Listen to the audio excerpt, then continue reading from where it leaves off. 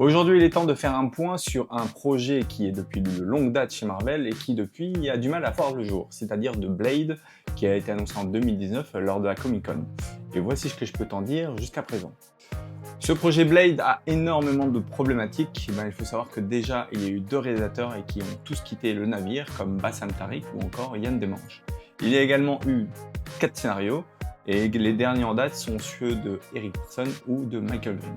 Côté casting, Mahershala Ali est toujours lié au projet, même s'il n'a plus de nouvelles de Marvel depuis un petit moment, comme il l'a annoncé lors de l'avant-première de Jurassic World Renaissance. Cependant, on a déjà pu le voir à l'œuvre dans son rôle de Blade, avec sa petite voix, où on l'entend lors de la scène dans Eternals. Cependant, il y en a un qui a quitté le projet, c'est Delroy Lindo, où il a annoncé que le film était comme prometteur, mais pour une raison ou une autre, le film a déraillé. Mais alors, est-ce que Blade va voir le jour sur grand écran?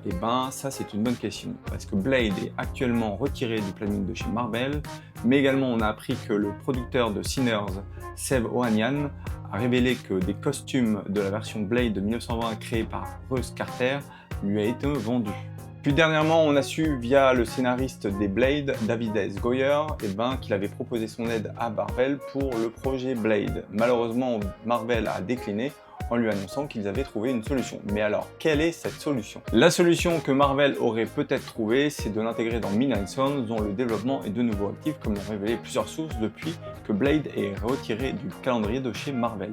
Et depuis, il y a énormément de petits indices qui indiquent que les Midnight Suns pourraient voir le jour très bientôt. Et oui, parce que déjà Moon Knight a été révélé comme prochainement dans un film non révélé, mais également on a pu voir dans Agatha, Jennifer Kale, la puissante sorcière qui est étroitement liée à Ghost Rider, qui depuis aussi lui est soumis à plusieurs rumeurs de films depuis quelques temps. Et dernièrement, vous avez pu voir Mephisto dans la série Ironheart, qui est étroitement liée à Ghost Rider dans les comics. Au final, on ne sait pas si Blade aura son solo en premier ou intégrera directement les Midnight Suns, mais en tout cas, on devra avoir une réponse très prochainement, parce que il y a des dates de chez Marvel qui n'ont pas été révélées et qui devraient l'être très prochainement. J'espère t'avoir éclairé sur le projet Blade, et toi, quel est ton avis sur la question? Mets-le en commentaire et je te dis à bientôt pour une prochaine vidéo.